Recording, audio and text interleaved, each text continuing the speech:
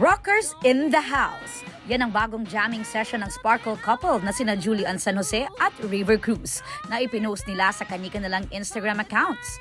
Si Raver ang gitarista, si Julie naman ang drummer at lead vocals. Ito raw ang kanilang paboritong bonding together.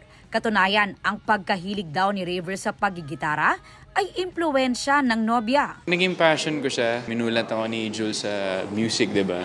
And then after nun, nagdire-diretso na. Sabi nga ni Raver, talagang living up to her name ang girlfriend na si Asia's Limitless Star. Mas hahapit pa talaga yung mga labanan ng mga Clashers. Sa December, magkakaroon ng shows ang Juliverse sa Land Down Under. Pero bago yan, biyaheng Japan muna sila para sa Sparkle World Tour, kung saan makakasama nila sina Ruru Madrid, Bianca Umali, Jillian Ward at Betong Sumaya this October 20.